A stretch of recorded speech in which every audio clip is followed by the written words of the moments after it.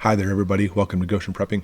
Today we're going to talk about things you can do, self-defense tricks for, well, the not so young. As we get older, we have to be able to defend ourselves still, but we do it with knowledge, with intelligence, with figuring things out rather than simply the brute force, which you see with the younger people. So is there things we can do? Guaranteed things we can do as you get older to be able to defend yourself. All right, it starts off with this last Sunday did an announcement video. You don't need to go back and watch it by any means, but in the video I talked about how my family, we went down for district tournaments. And going to districts, you have basically martial arts and you go up to state levels, then those people compete for districts, next stop worlds. And for example, I'm so proud of myself, I won the district championship. I'm a district champion in what's called extreme weapons.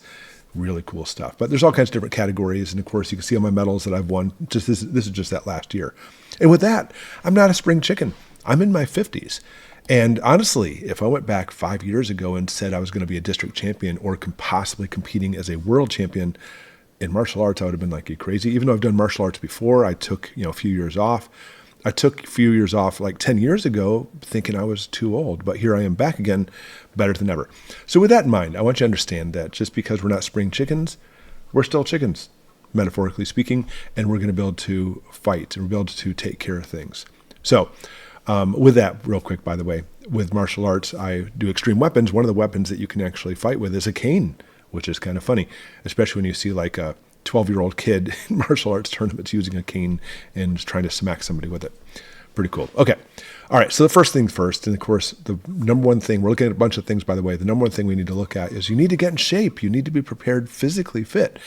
And I'm going to tell you right now, with very rare exceptions, if you're watching this channel and you're a paraplegic or you're in a wheelchair, I get that. I completely get that. But I find with most people, by the way, they simply just say, oh, I can't do it. I'm too old. That's a load of malarkey. Of course you can. It's where there's a will, there's a way. You need to be able to set your mind to it. Again, 5-10 years ago, my feet were always numb. I had MS. There was times I would collapse on the floor. So many physical things. That's why I said if I basically told myself I'm up for a world championship today, I would have said there's simply no way. But there is a way. But the thing is, as humans, especially as we get older, we get comfy, we like our chair, and we start making excuses. Like, for example, I have parents all the time coming in the dojo, bringing their kids in. But the one dojo specifically that I run, I always talk about how, it's a family dojo. We have little kids, teens, adults, all practicing at the same time. It's a great family experience. And so we'll have a family come in. It's like maybe a mom and dad, and they have their 2 kids. We want to sign up for 2 kids. Oh, by the way, we have a family discount. Would you like to also sign up too? And they're like, me? I'm too old. I'm in my 50s. But it's weird how they perceive me. Well, but you're a martial arts instructor. Yep. Oh, that's my point. You could be too. You can't use those things. So you can't simply say you're too old. I'm in my 50s. I'm sure you can relate as far as age-wise. You can do it too. But then they'll say, oh, no. And they'd laugh. I'm too fat. Yeah, it's because you don't do martial arts. Because you don't work out. You don't try to get exercise. And that's actually my point. You're arguing that maybe you should be doing this. And then my favorite one is say, oh, I'm too busy. I'm too busy. I can't do that. You come every day, bring in your kids, and you sit in a chair while you watch them work out.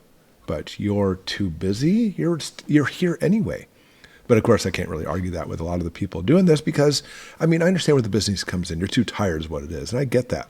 But on the same note, if you start working out, doing this every day, then your tiredness kind of disappears. Like, for example, for me, I spend my day making videos. I spend my day doing stuff outdoors. I spend my day with my kids during the school season doing homeschooling. And I do find, unfortunately, I hate a lot of sitting down like this. I can't wait for martial arts time where I go in for 2, 3, 4 hours a night and practice and teach and everything else. It's my stress reliever. I love it.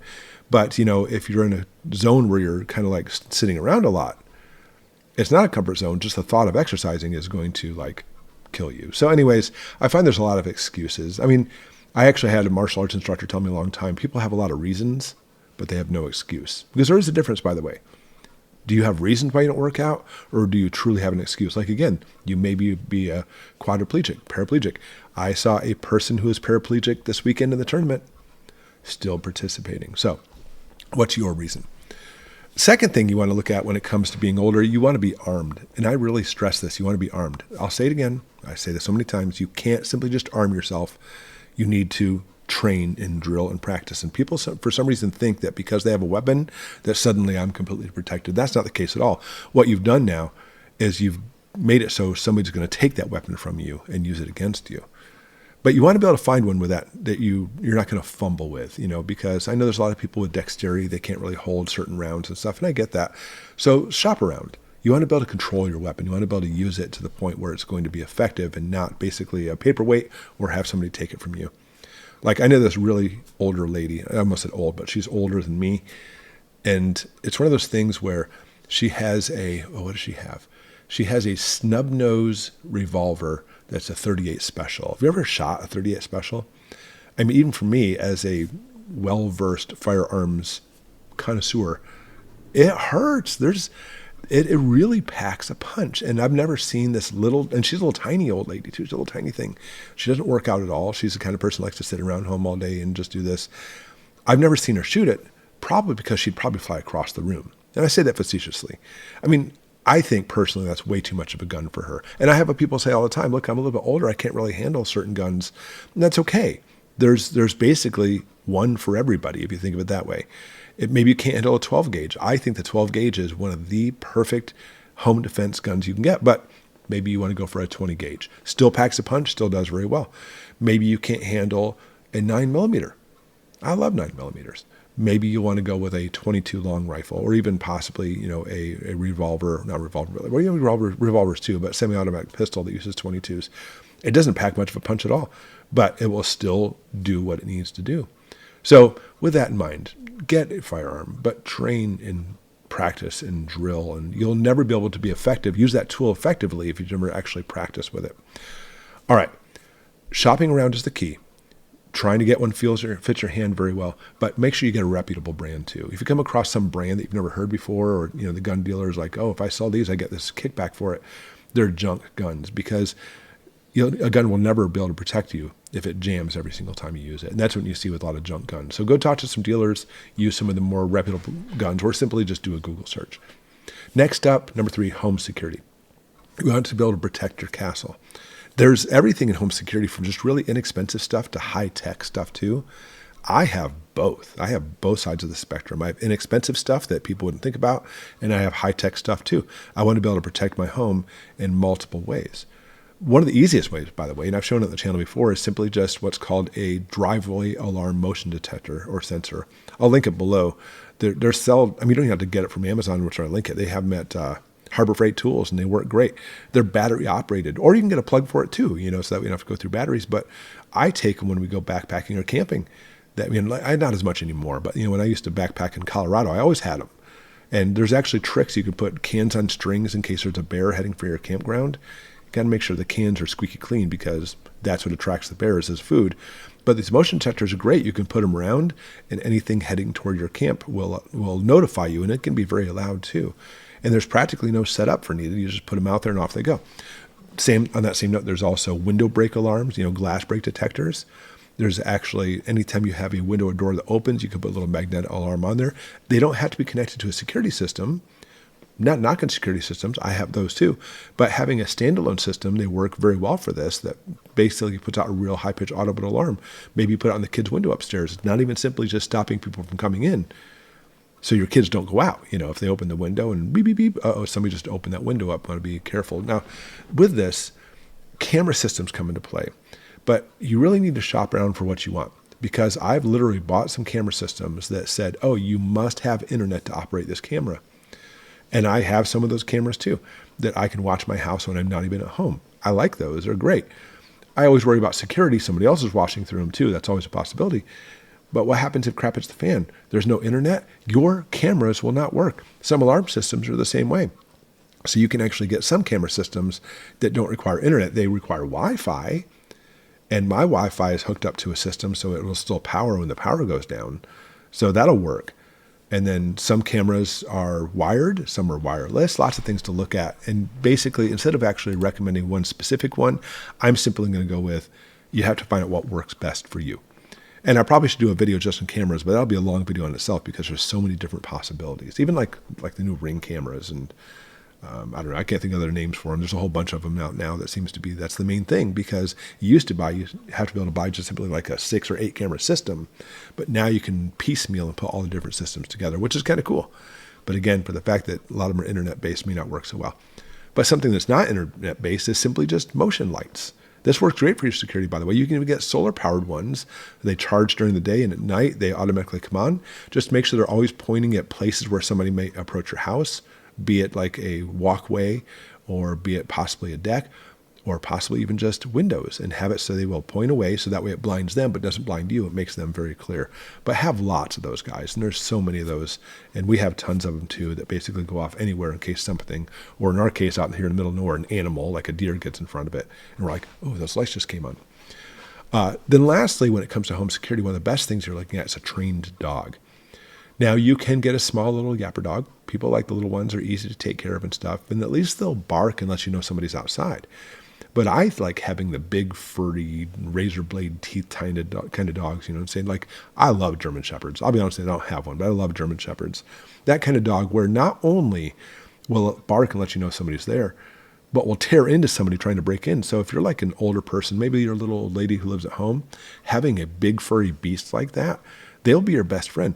And it's not even simply just a matter of somebody trying to come in. They will help alert you and help take care of you. Dogs, and you ever heard the term, a dog is a man's best friend? It was never actually, it's not meant a dog. Look, a German Shepherd's my best friend, even though they are sometimes.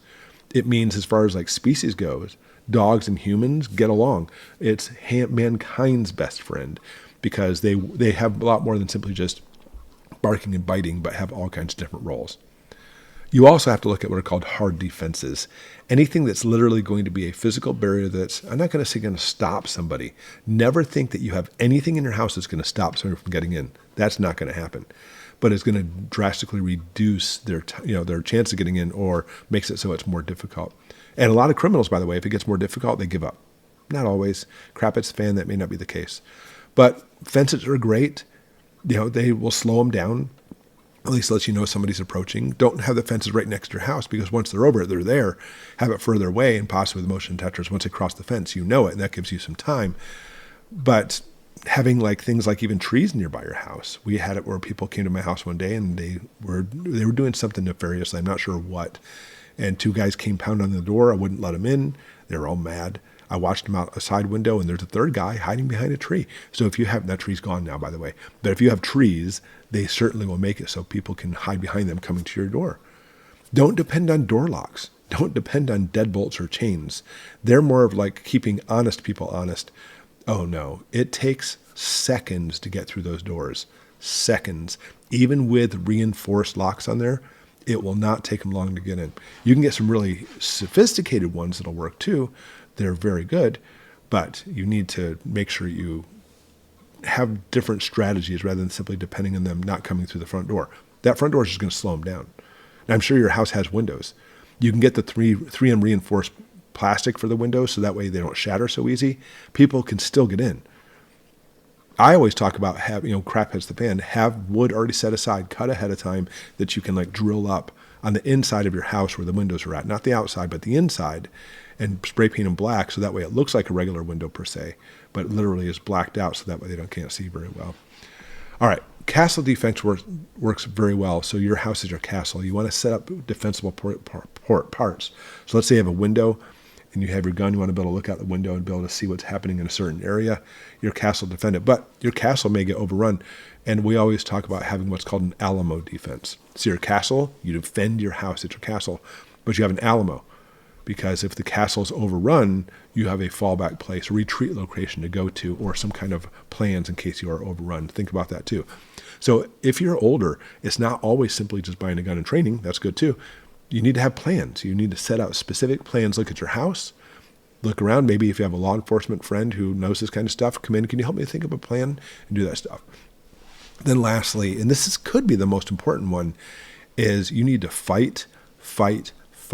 You need to make it so nothing is ever easy, period. Even if they're going to come in your house and take the last of your food, you fight.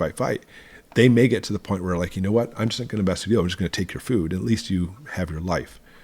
So research shows And there's been numerous studies that if somebody's attacking you, you fight against them for 1 minute, just 1 minute, 60 seconds, odds are they're going to give up on you.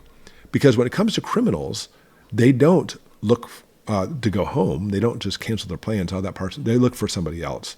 So in other words, they're not going to be like, you know what, I am going to rob you. This is like 5 minutes in the fight. They'll finally give up and say, you know what, your neighbor on the street is going to be much easier than you. So fight whatever you have. Fight dirty. Anything becomes a weapon. Everything becomes a weapon, and use those weapons against that people. And then lastly, confidence is key. You want to make sure you look confident because, again, criminals, when they look at you and they look at that person, you're kind of confident, and I'm kind of, I don't know, you may be older, but still, I'm not going to mess with you. I'd rather go with this person here. They'll look for easier targets. That's what they do. So it doesn't matter if we're talking about in safe times right now or if crap hits the fan. If you're older, you certainly want to look at some of these specific strategies to be able to help protect you and your family that's with you.